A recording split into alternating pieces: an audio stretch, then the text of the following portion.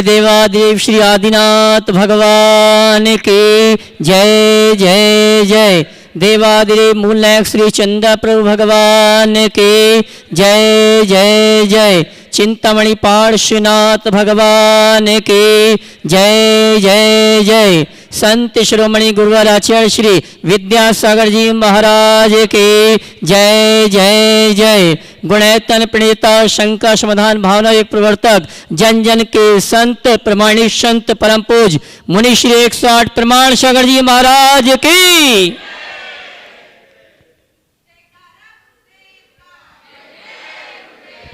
आत्मविकास का दिव्य सद्धन जैन सिद्धांतों की वैज्ञानिक प्रयोगशाला, जहाँ बोलेगा समूषण और जहाँ पंचायतन शैली में अद्भुत अतिथिकारी जिनालय ज्ञान मंदिर का निर्माण हो रहा है। ऐसे गुणायतन से सायंकालीन वेला में टीवी चैनल का बहुचर्चित विश्वविख्यात शंका समाधान का कार्यक्रम हम और आप प्रारंभ करें। उसके पूर्व गुणायतन और श्री सेवायतन परिवार सायंकालीन वेला में पारस चैनल प्रमाणिक ऐप के माध्यम से जो इस कार्यक्रम को देख और सुन रहे हैं, पूरे भारतवर्ष से जो श्रावक श्राविका उपस्थित हैं, उन सभी का हार्दिक अभिनंदन स्वागत करता है।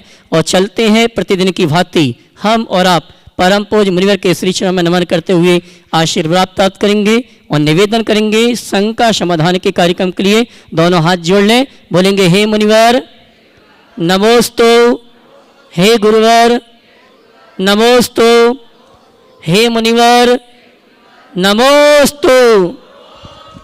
आइए गुरुवर के आशीर्वाद से हम और आप शंका समाधान का कार्यक्रम प्रारंभ करें। उसके पूर्व मैं उन श्रावक परिवारों के नामों की घोषणा कर रहा हूं जिन्होंने आज गुणायतन से जुड़ते हुए अपने जीवन को स्वर्णीय रूप प्रदान किया है।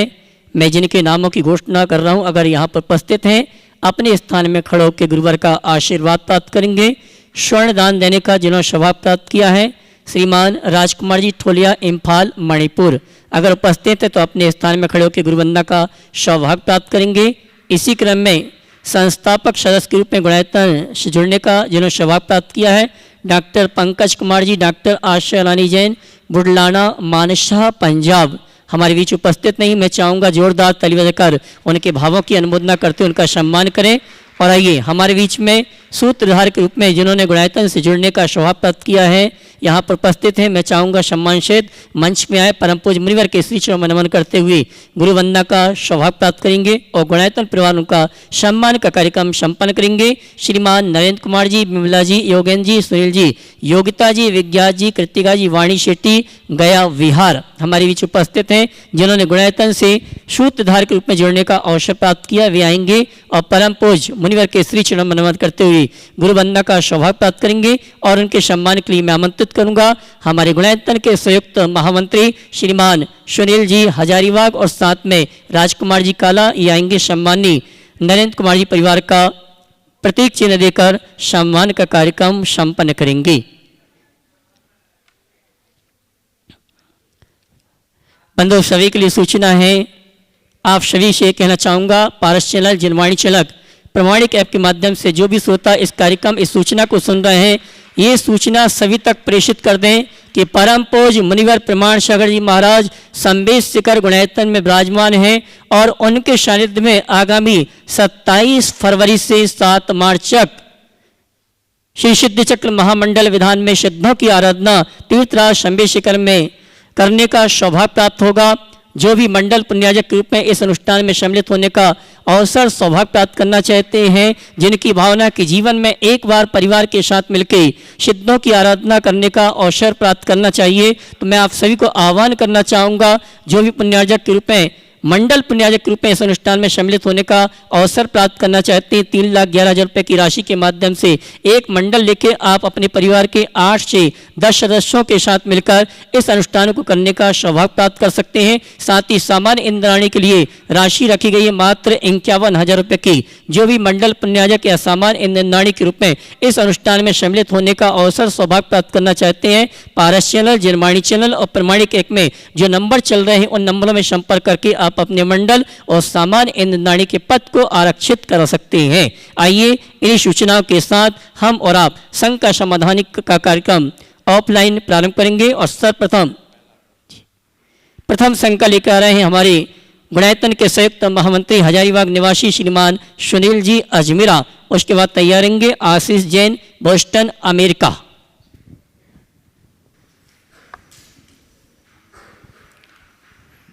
मुनिवर 108 प्रमाण सागर जी महाराज के चरणों में दिगंबर जैन पंचायत हजारीबाग का 13 बार नमोस्तु नमोस्तु नमोस्तु। महाराज जी 12 फरवरी को बिटिया की शादी थी और 2 महीने से काफ़ी चिंतित था कि कैसे होगा, लेकिन आपका आशीर्वाद मिला। उसके बाद मैं होने वाले दामाद के साथ आचार्य महाराज के पास भी गया, उन्होंने भी दोनों हाथ से आशीर्वाद दिया और निर्विघ्न बहुत शांति से और बहुत शानदार तरीके से विवाह संपन्न हो गया महाराज जी। और मुझे लगा कि मैंने कुछ भी नहीं किया, सब कुछ अपने आप हो गया।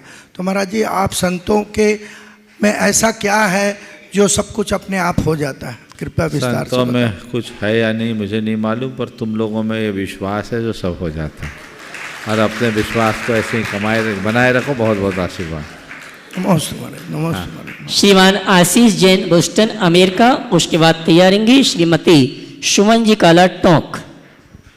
गुरुवर नमोस्तु नमोस्तु नमोस्तु। गुरुवर मैं आशीष जैन, बोस्टन, अमेरिका से। मेरा प्रश्न है गुरुवर कि क्या जैन समाज को स्कूल हॉस्पिटल से ज़्यादा भव्य मंदिरों की ज़रूरत है? देखिए, स्कूल हॉस्टल्स के अपने उपयोगिता है, मंदिरों का अपना। स्कूल हॉस्टल जो भी है वो केवल इस जीवन के लिए है। मंदिर हमारे भाव के दुखों के हरण के लिए। समझ गए? स्कूल और हॉस्टल से हम केवल एक संतति को बचाएंगे, मंदिर के निर्माण से पूरी संस्कृति को बचाएंगे। समझ गए? तो मैं नहीं कहता कि स्कूल हॉस्टल हमें नहीं बनाना है, उनके अपनी उपयोगिता है, उनका निर्माण हो, लेकिन ये सब तभी होंगे जब हम अपनी संस्कृति से जुड़े रहेंगे। मंदिर हमारे भाव दुख भंजक होते हैं, सम्यक दर्शन के निमित्त होते हैं, इसलिए इनकी उपयोगिता को नकारना उचित नहीं। श्रीमती सुमन जी काला, टोंक, अपनी शंका का समाधान प्राप्त करें। उसके बीच हमारे बीच में गुणायतन के ट्रस्टी श्रीमान महावीर जी, छावड़ा, कोलकाता, अपने परिवार के साथ उपस्थित हैं। मैं सम्मान से चाहूँगा वे आएँ और परम पूज्य मुनिवर के श्री चरण में नमन करते हुए गुरु वंदना का सौभाग्य प्राप्त करें। और उनके सम्मान के लिए मैं पुनः एक बार आवाज दूंगा संयुक्त महामंत्री गुणायतन श्रीमान सुनील जी अजमेरा, हजारीबाग। वहीं कर दो, वहीं सवाल भी हो जाएगा, दोनों काम करो। श्रीमती सुमन जी काला है क्या? अनुपस्थित। चलिए अगले प्रश्न के लिए तैयारेंगी रुचि सुचि जैन, पाटनी बहने। और उसके बाद अगले प्रश्न के लिए श्री महावीर जी, छावड़ा, कोलकाता। महावीर जी पूछ लो, दो अगला। हाँ चलो ठीक, अगला नाम बोलो। थोड़ा ऑनलाइन कर लो पहले जी, थोड़ा ऑनलाइन कर लो।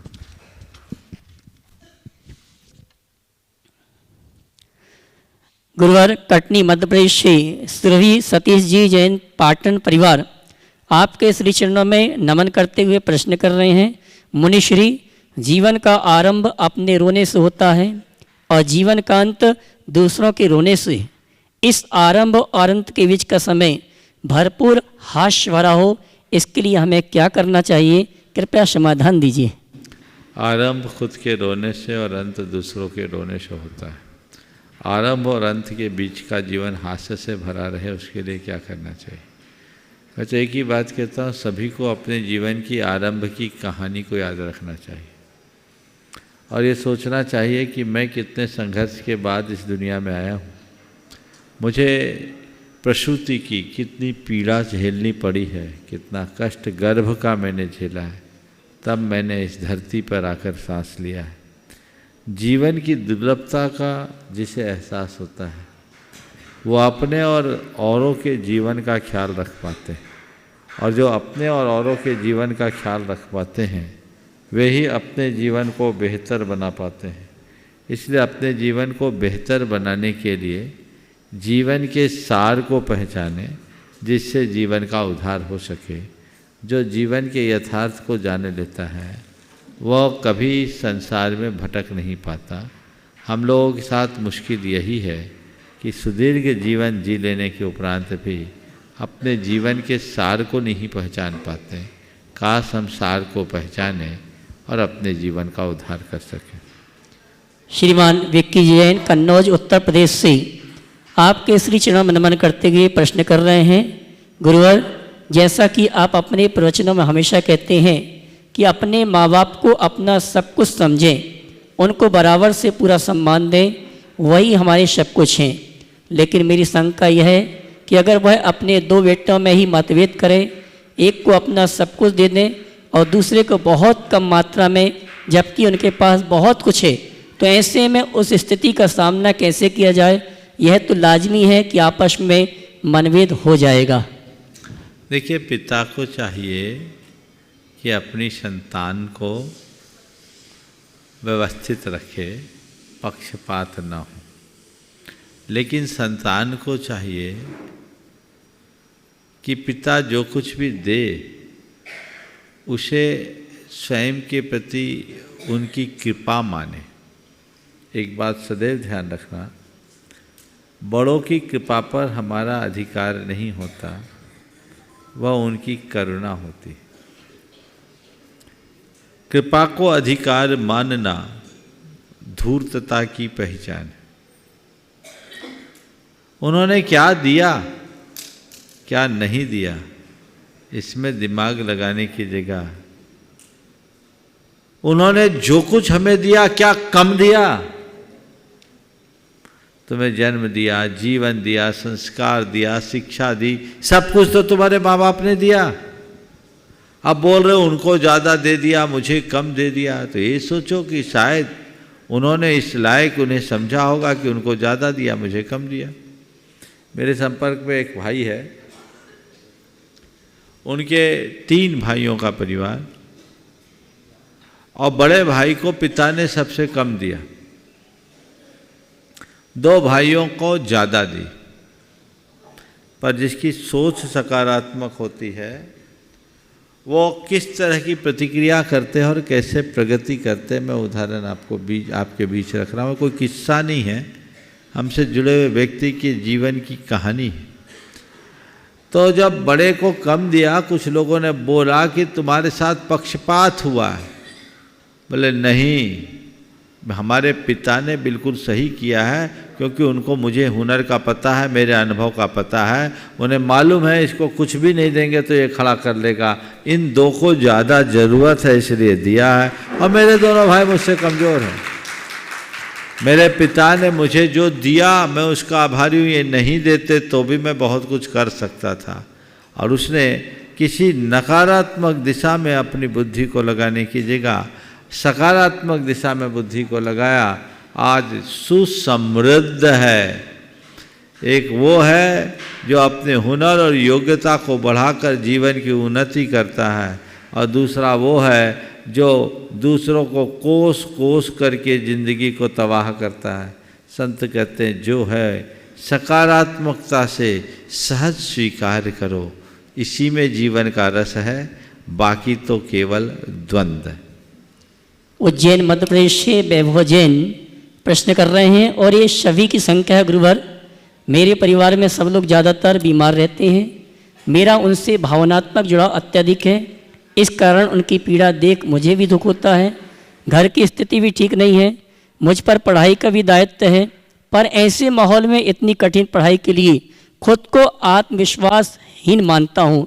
कृपया मुझे मार्गदर्शन दीजिए, कैसे मैं इन प्रसंगों से खुद को अप्रभावित रखूं और पढ़ाई पर ध्यान लगा सकूं। देखिए, घर परिवार में यदि कोई बीमार है तो उसे अपने सामने एक बड़ी चुनौती के रूप में देखना चाहिए, और मन ही मन ये तय करना चाहिए कि मुझे किसी भी तरीके से इस चुनौती से पार उतरना है, इस चुनौती का सामना करना है, चुनौती को उपलब्धि में परिवर्तित करना है। ये मनोदशा बनानी चाहिए और सोचना चाहिए कि यदि मैं अपने लक्ष्य से विफल हो जाऊंगा तो आने वाले दिनों में इनका सामना कौन कर पाएगा। तो मैं चूँकि परिवार का एक जिम्मेदार घटक हूँ, तो ये मेरी जिम्मेदारी है कि अपने आप को इतना मजबूत बनाऊं कि इन सारी बातों का सहजता से सामना करके जीवन को आगे बढ़ा सकूं। यदि ऐसी भाव दशा बना ले तो ये चुनौतियां बहुत सहजता से पूरी होगी और जीवन का पथ भी प्रशस्त होगा। श्रीमती शीला जी जैन महाराष्ट्र मुंबई से आपके श्री चरणों में नमन करते हुए प्रश्न कर रही हैं। पूज्य गुरुवर, अगर कोई मिथ्या दृष्टि हमसे ज्ञान प्राप्त करके भी मिथ्यात्व को न छोड़ रहा हो तो हमें उसे आगे पढ़ाना चाहिए या नहीं? अगर आगे पढ़ाते रहें तो क्या सावधानियां रखनी चाहिए? समझाने की कृपा करें। अगर कोई हमारा ज्ञान लेकर दिख रहा है कि वो मिथ्यात्व नहीं छोड़ पा रहा और बल्कि उसको पुष्ट कर रहा है तो उसे अपात्र मानकर अपनी दूरी बना लेनी चाहिए। यदि वो हमारी बात को ग्रहण करने की थोड़ी भी रुचि दिखाता है और ऐसी संभावना दिखती है तब तो अपना दिमाग लगाना चाहिए, नहीं तो अपात्र को ज्ञान देने से ज्ञान का दुरुपयोग ही होगा। इसलिए ये सावधानी तो रखनी ही चाहिए। कटनी मध्य प्रदेश से श्रीमान सुभाष जी आपके श्री चरणों में नमन करते हुए प्रश्न कर रहे हैं। गुरुवर, जो सपने विश्वास की दम पर खड़े होते हैं उनको गिराने की ताकत किसी में नहीं होती। महाराज जी, फिर भी लोग डगमगाते हुए क्यों तोड़ लेते हैं? जो सपने विश्वास से होती है उन्हें गिराने की ताकत किसी में नहीं होती, फिर भी लोग डगमगाने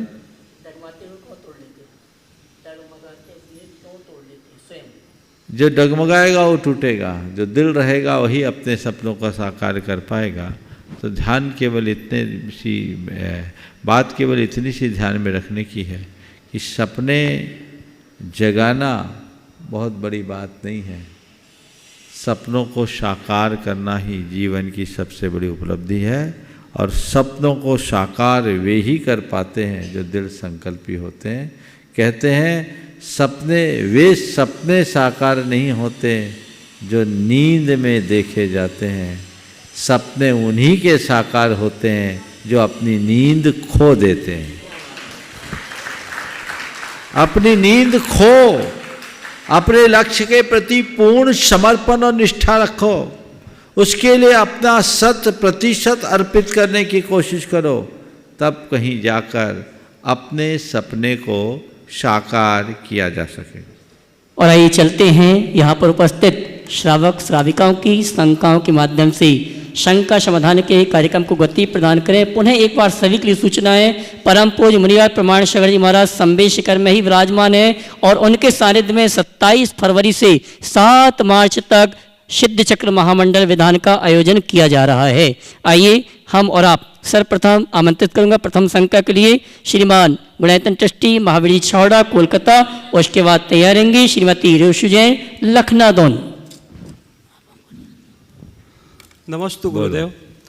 आगामी अष्टायनिका में जो सिद्ध चक्र महामंडल विधान संस्कृत में आपके द्वारा आपके आशीर्वाद से होने जा रहा है, उसमें भाग लेने से हम श्रावकों को क्या क्या किस प्रकार से लाभ पुण्य मिलता है? अरे सिद्ध चक्र विधान का लाभ मुझसे पूछ रहे हो? हमने तो जब से होश संभाला तब से ही सिद्ध चक्र के विधान के बारे में सुना है। श्री सिद्ध चक्र का पाठ करो दिन 8।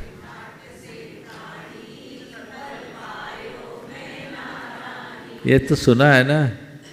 सिद्ध चक्र महामंडल विधान एक ऐसा विधान है जो हमें सिद्धि तो दिलाता ही दिलाता है, शुद्धि तत्काल कर डालता है। हमारे यहाँ ऐसा कहा जाता है कि गृहस्थों के द्वारा अपने जीवन काल में किए गए ज्ञात अज्ञात पापों के प्रायश्चित की शुद्धि सिद्ध चक्र विधान से होती है। ये पाप निवारक महाअनुष्ठान है। न जाने तुम्हारे द्वारा अपने जीवन में कितने कितने प्रकार से कैसे कैसे पाप हो जाते हैं। भगवान की भक्ति में कर्म निर्जरा की अमोघ शक्ति है।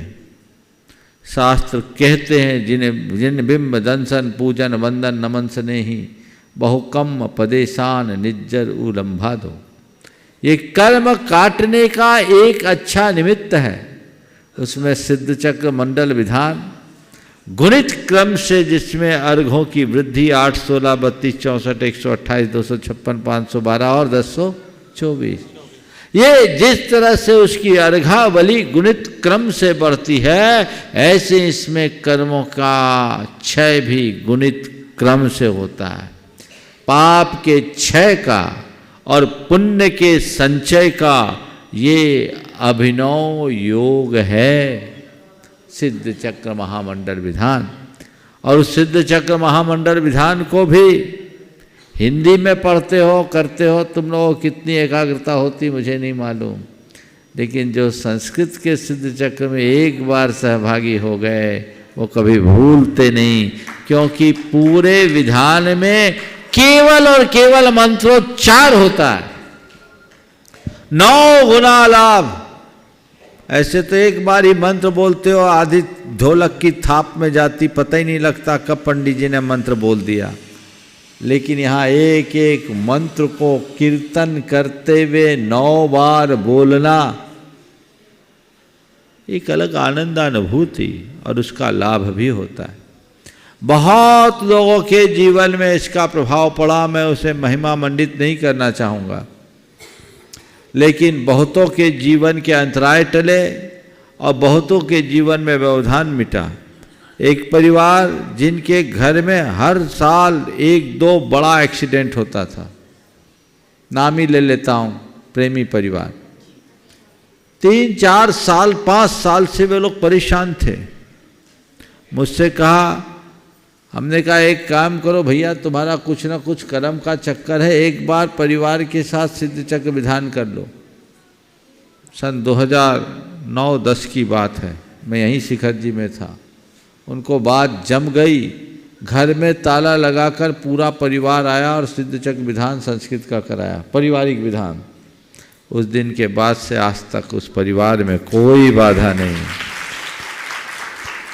मैं ये नहीं कहता कि चमत्कार है, मैं केवल ये कहता हूं कि ये श्रद्धान अपने हृदय में जगाओ कि इस तरह के महाअनुष्ठानों से मेरे कर्म निश्चित रूप से कटेंगे, और जब कर्म कटेंगे तो रास्ता तो अपने आप खुलेगा ही खुलेगा। तो प्रत्येक सद्गृहस्थ को अपने जीवन में कम से कम एक बार सिद्ध चक्र विधान जरूर करना।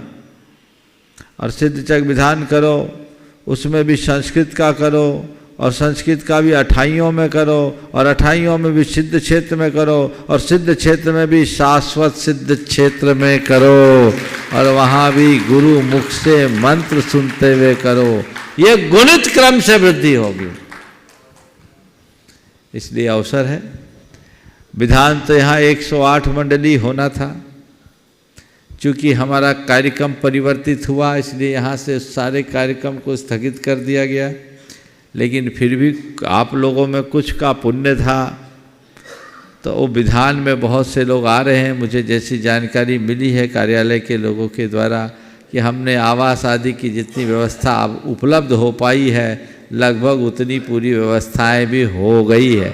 मैं इसलिए नहीं बोल रहा हूँ कि तुम सब आ जाओ, अब तो शायद तुम निवेदन भी करो तो हो सकता है तुमसे ये मना करे कि हमारी व्यवस्थाएं सीमित है। लेकिन मैं आप सबसे इतना ही कहूँगा, अगर मौका मिलता है तो चूकना नहीं है। क्या? चूकना नहीं, ये अवसर है। कई परिवार तो इसके इतने रसिक हैं कि तीनों 28 में उनको सूचना मिले अपना नाम पहले सुरक्षित कराते हैं। और इस बार के इस विधान में एक अच्छा सुयोग है। अशोक जी पाटनी, मुझे तो लगता है शायद उनका ही पुण्य जोर मारा है। अशोक जी सुशीला जी पाटनी के इस वर्ष विवाह के 50 वर्ष पूर्ण होने वाले हैं, और उन्होंने 2021 में मुझसे निवेदन किया था कि 2023 में जब मैं हजारीबाग में था, दर्शन के लिए आई थी सुशीला जी, तब निवेदन किया कि महाराज जी हमें आपके सानिध्य में सिद्ध चक्र मंडल विधान शिखर जी में करना है। मैंने कहा मैं शिखर जी जा रहा हूँ, देखूंगा, रहूँगा तो हो जाएगा। और उनके हिसाब से इस विधान की घोषणा हुई, लेकिन बात पलटी, हमारा कार्यक्रम कुछ बदला। तो वो तो राजी थे, उन्हीं जैसी चर्या में ये चित्त सदा अनुरक्त रहे की बात है। उनने अपने कार्यक्रम को स्थानांतरित भी किया, लेकिन जैसे मालूम पड़ा कि महाराज जी रुके हुए हैं तो महाराज फिर ये मौका तो मिलना ही चाहिए, उनने वापस अपने कार्यक्रम को संशोधित किया है और वे लोग परिवार के साथ आएंगे। लोगों के लिए प्रेरणा है। वो ऐसे भी सादगी की मूर्ति हैं, वे चाहें तो 50वें को तो पता नहीं किस स्तर से मना सकते हैं, लेकिन उन्होंने ताम झाम किए बिना प्रभु आराधना, ऐसे भी वो उनके लगभग सुशीला जी तो सभी 28 में विधान करती है। ये विधान और भी अनेक परिवार यहाँ हैं, लगभग सभी प्रमुख मंडल तो पहले ही हो गए और भी हो गए हैं, लेकिन जिनको इसका लाभ लेना है लाभ जरूर उठाए। मौका मिले तो फायदा हमेशा लेते रहना चाहिए। जिसको जिस रूप में अवसर मिले, कर्म निर्जरा का ये श्रेष्ठ अवसर है, इसे मानकर चलना चाहिए। हम लोगों को भी आशीर्वाद दीजिए कि हम लोग भी इसमें लाभ। बिल्कुल आ जाओ। श्रीमती रेशु जैन जयकारा गुरुदेव का। लखनऊ, उसके बाद तैयार रहेंगे हमारे श्रीमान प्रकाश चंद्र जी शास्त्री नशिया जी इंदौर। परम उपकारी गुरुदेव के चरणों में मेरा, मेरे दोनों परिवारों का बारंबार नमोस्तु महाराज श्री, नमोस्तु नमोस्तु नमोस्तु। महाराज श्री, अवकाश कर्तव्य पूर्ण होने पर ही होता है। अवकाश कर्तव्य पूर्ण होने पर ही होता है। मनुष्य भव की सार्थकता किन किन सोपान पर चढ़ने से होए कि अवकाश की स्थिति में हम पूर्ण संतुष्ट हों कि हमने दोनों कार्यों, मनुष्य भव की सार्थकता और अपनी कर्तव्य दायित्व को पूर्ण सफलता से प्राप्त किया है। मनुष्य भाव की सार्थकता को अपने दायित्वों की पूर्ण सफलता के साथ हम पा सके, उसके लिए कुछ नहीं करें। 4 आश्रम जीवन में हैं, चारों आश्रमों के कर्तव्यों को पूरा कर लो।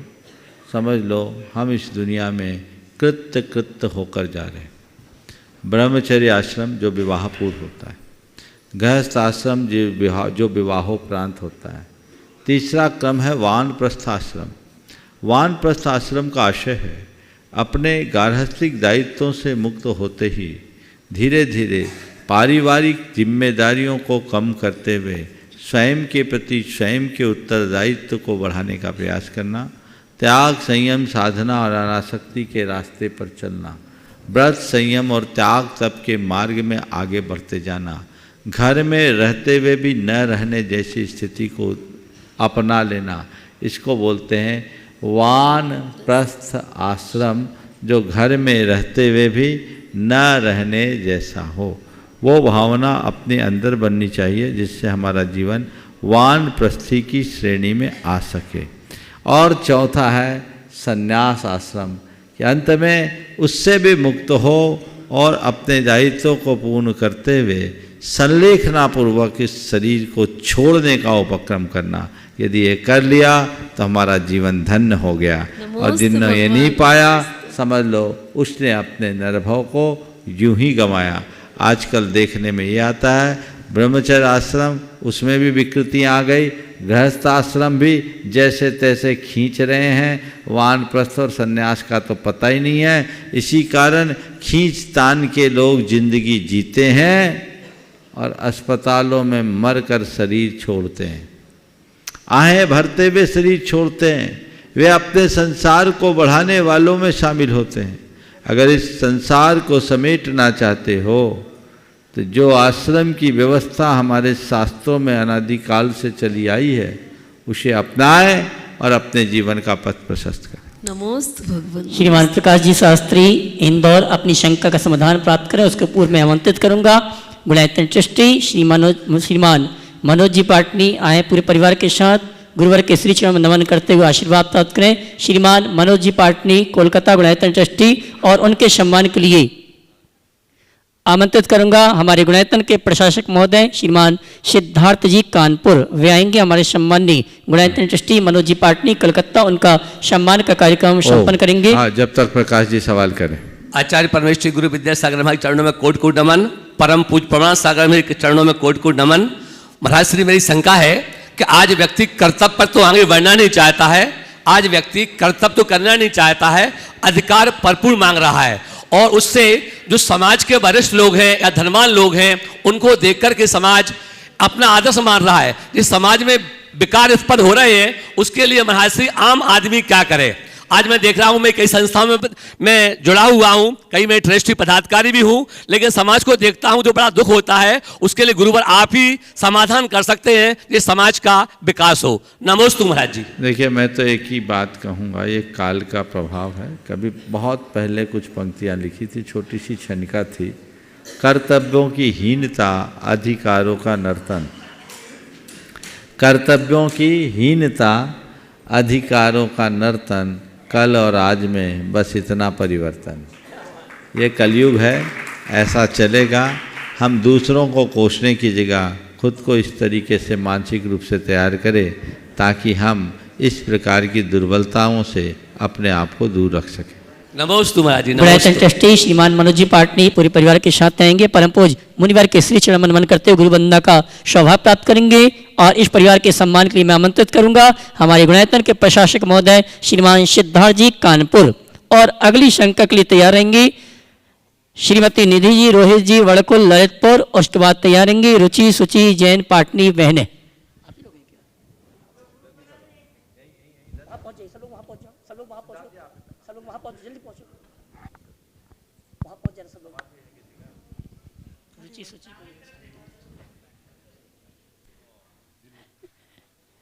श्रीमान रोहित जी, निधि जी वड़कुल ललितपुर। उसके बाद तैयार रहेंगी दोनों बहनें रुचि और सुचि पाटनी। ताली बजा के सम्मान करें इनका।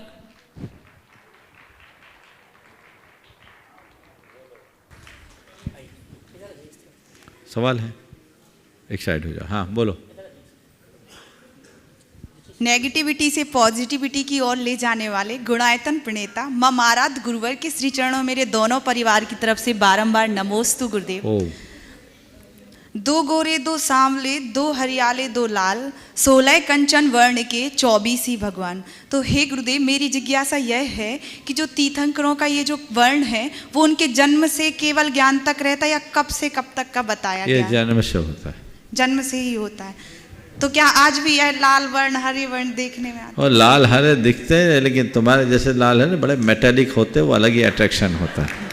यत्ते समानम अपरम नहीं रूप मस्ती वाली बात होती है, वो अद्भुत होते हैं। चलिए नमोस्तु गुरुदेव। श्रीमान मनोज जी पाटनी परिवार कलकत्ता अगली शंका के लिए। और उसके बाद तैयार रहेंगे श्रीमान नरेश जी मानसरोवर जयपुर। ओ नहीं है, सवाल नहीं है, एक ऐसे ही काल। अगला बोलो। हाँ श्रीमान नरेश जी मानसरोवर जयपुर। उसके बाद तैयार रहेंगे श्रीमान जितेंद्र जी बबीता जी। मानसरोवर कहाँ है? नहीं है, अगला बोलो। श्रीमान जितेंद्र जी बबीता जी कोषाध्यक्ष जैन समाज छतरपुर। उसके बाद तैयार रहेंगे श्रीमान विनीत जैन जबलपुर। अपना नाम बोल दीजिएगा। बबीता जैन छतरपुर। बोलिए। महाराज जी श्री के चरणों में कोटि सा नमन और परिवार की तरफ से भी कोटि सा नमन और छतरपुर महिला मंडल की तरफ से भी कोटि सा नमन। महाराज जी, हमारी जो शंका यह है कि जब शरीर में तकलीफ होती है तो उस समय देह रूप को एक गिने बैरातम तत् मुदा है, तो महाराज जी उस समय गुणस्थान गिर जाता है क्या? गुणस्थान गिरे या न गिरे, मन तो गिर जाता है। महाराज जी तो शरीर से राग होता है, कोई जरूरी नहीं कि जिसका शरीर शारीरिक पीड़ा का एहसास करने वाला मिथ्या दृष्टि हो, लेकिन शरीर में आत्मबुद्धि रखने वाला सम्यक दृष्टि नहीं होता। ऐसे ही और महाराज जी पीढ़ी कैसे गिनी जाती है? जहाँ से खून का रिश्ता शुरू होता वहाँ से। अभी आज से कुछ दिन पहले बताया था मैं। ओ चलिए आगे। विनीत श्रीमान विनीत जैन विनीत टाकेश जबलपुर। उसके बाद तैयार रहेंगे पाठशाला ग्रुप अमरावती।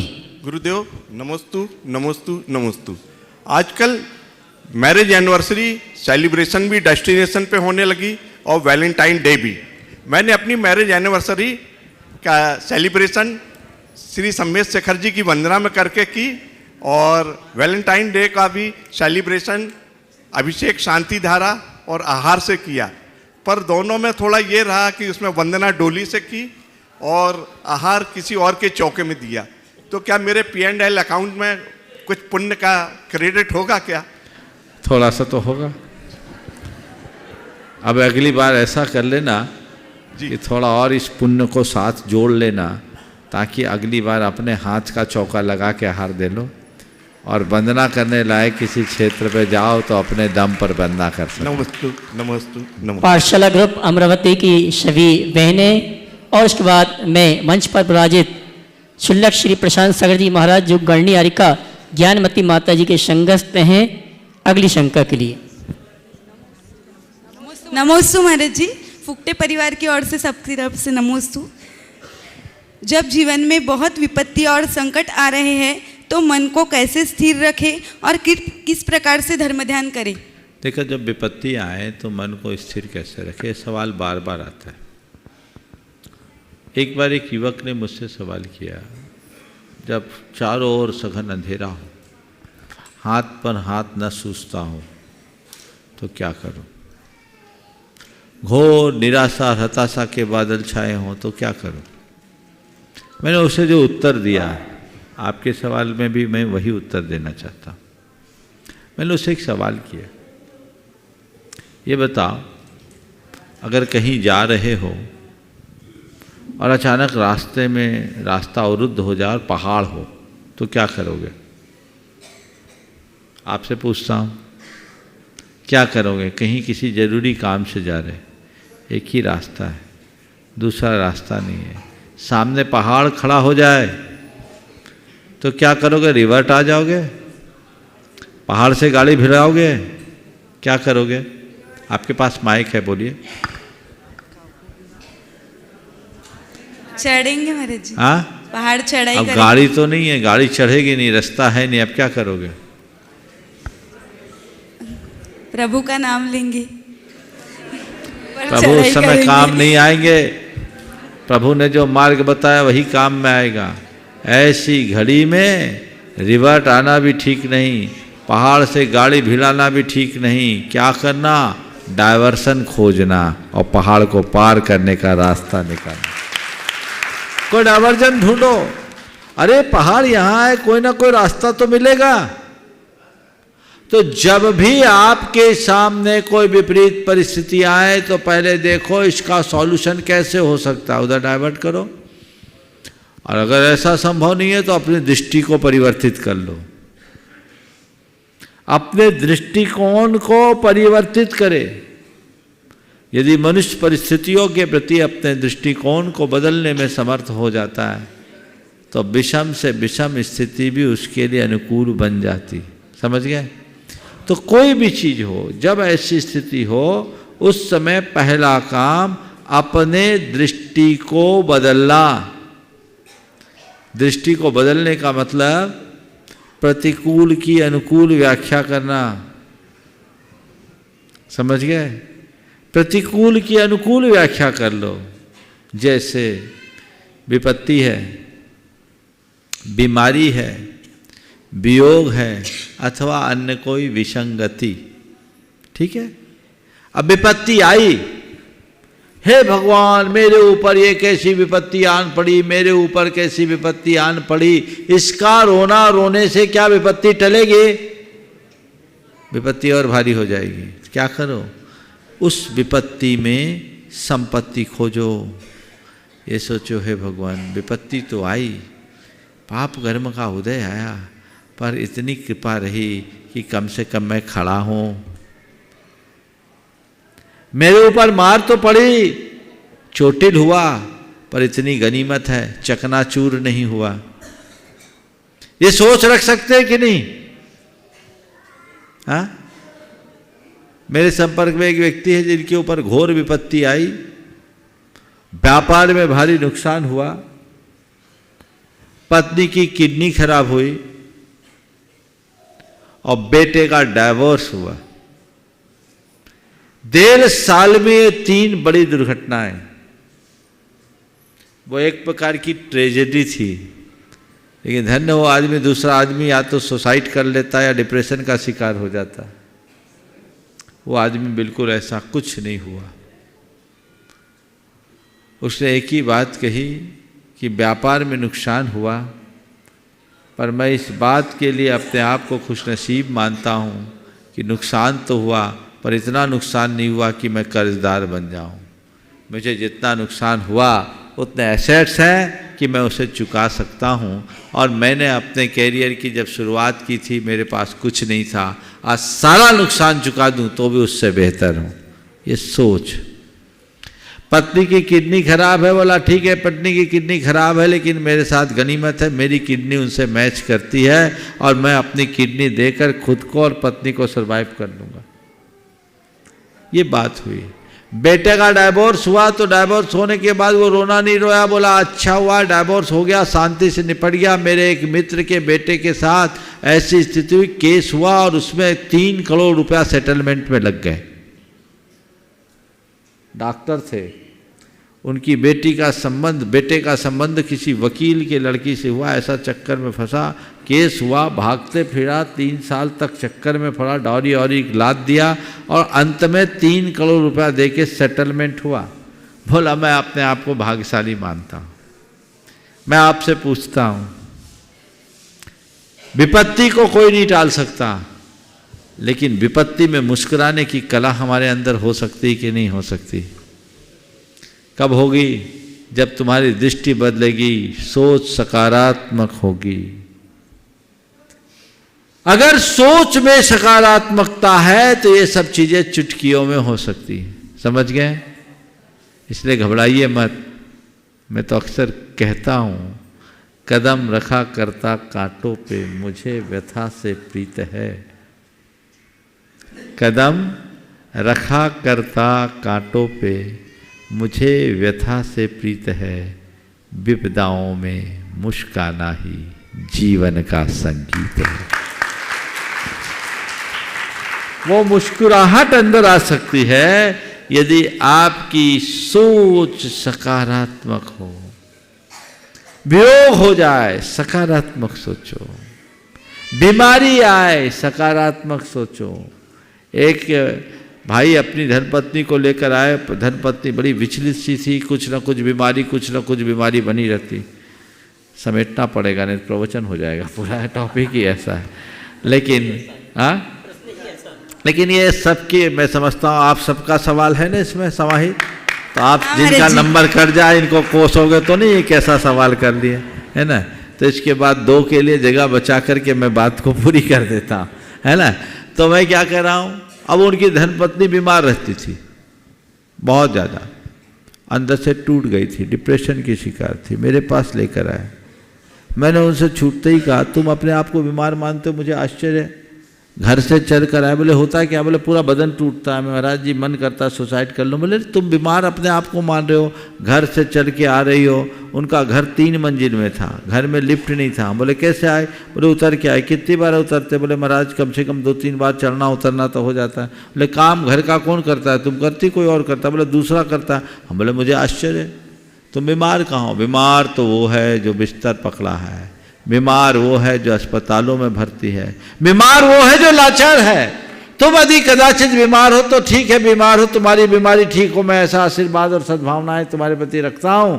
लेकिन बीमार हो इसका दुख मत मनाओ, लाचार नहीं इसकी खुशी मनाओ। मैं बीमार हूं तो क्या हुआ, लाचार नहीं हूं। बीमारी को सहने की ताकत मेरे भीतर विकसित हो, ऐसी सोच बना लो तो स्थितियां ठीक होगी। समझ गए? तो सोच को सकारात्मक बनाओगे तो बीमारी, विपत्ति, वियोग, विसंगति सब ठीक हो जाएगी।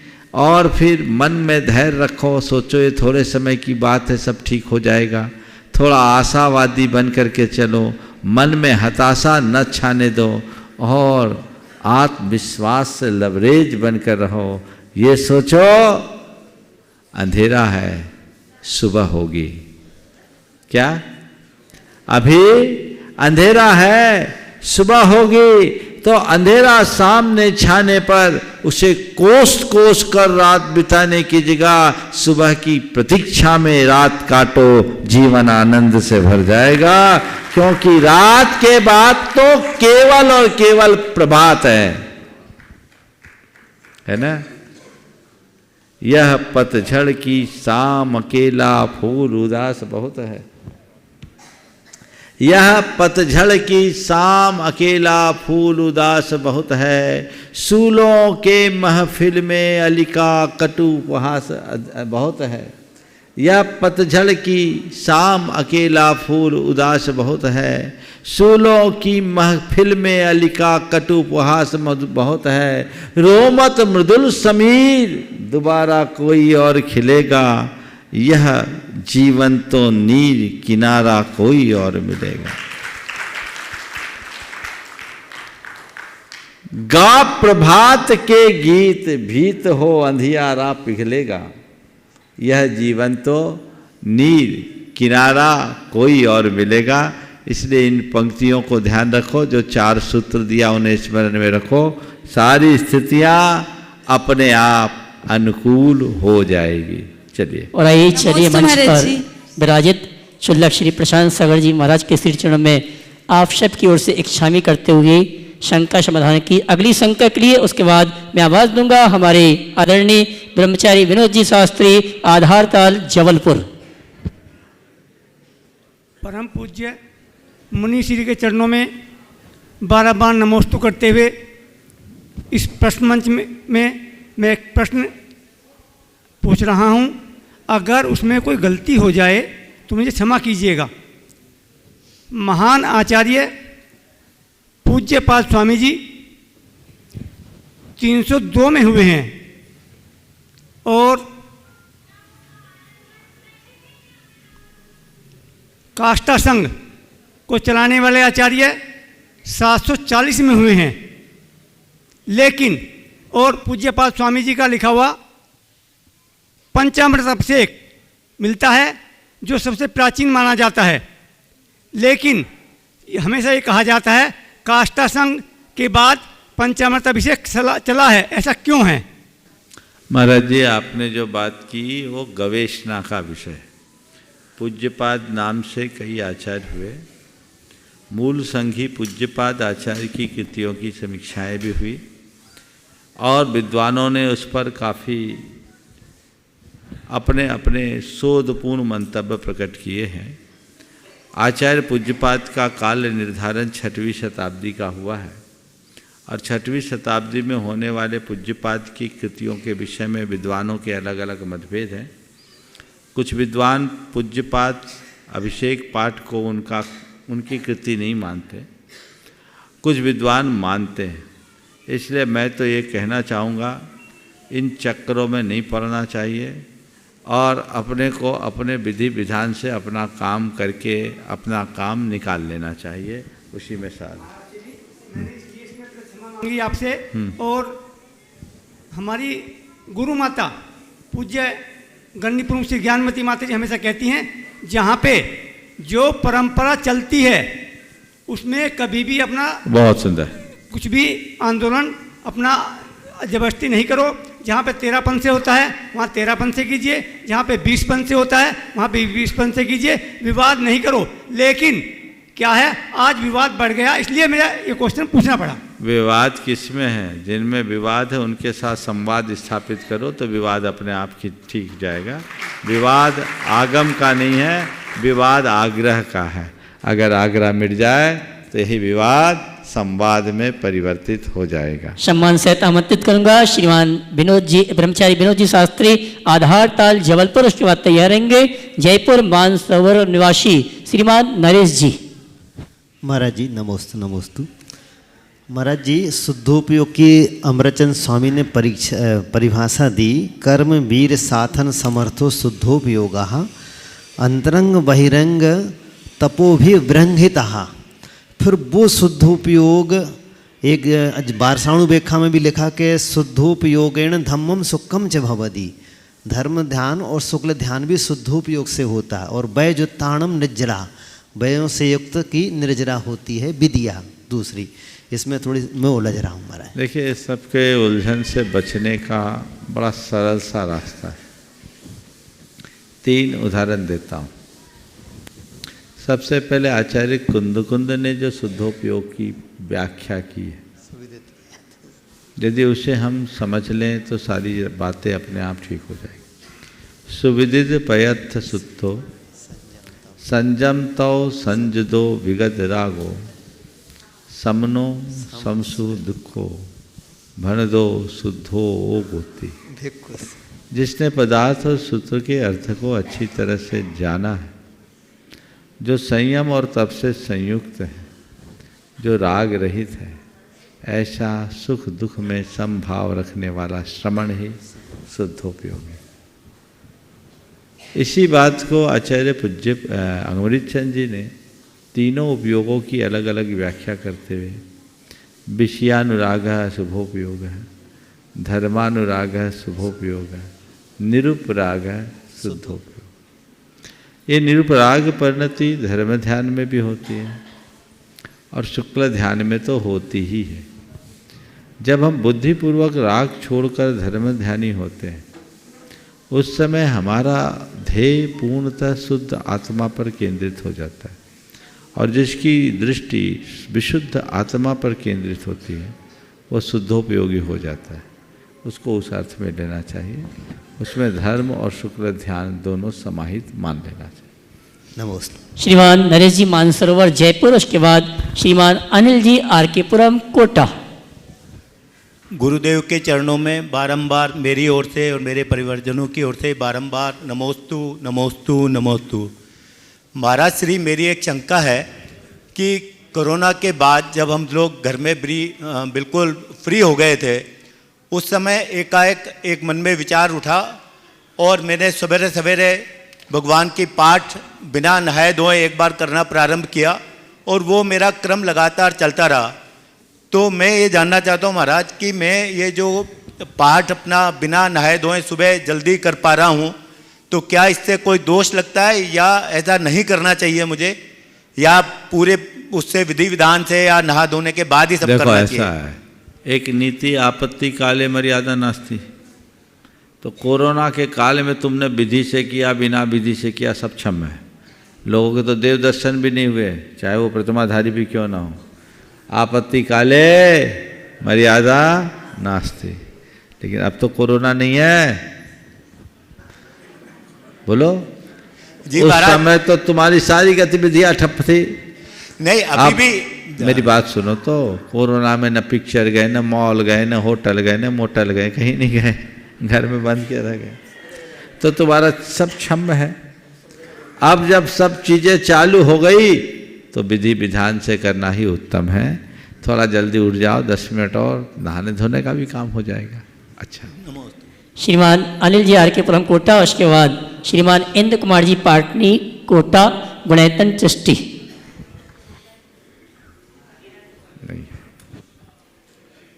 महाराज जी श्री नमोस्तु नमोस्तु नमोस्तु।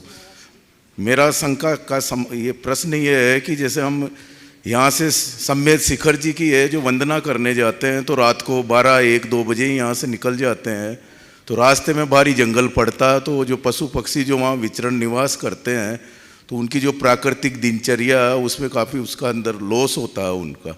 तो हमें ऐसा क्या करना चाहिए कि हमें उनका जो प्राकृतिक रूप से जिसमें वो रह रहे हैं उनका भी नुकसान मुनियों की भांति दिन में बंधना शुरू करना चाहिए। हम लोग तो उजाले में ही जाते हैं और उजाले में लौट के आते हैं। अच्छा रास्ता तो ये है।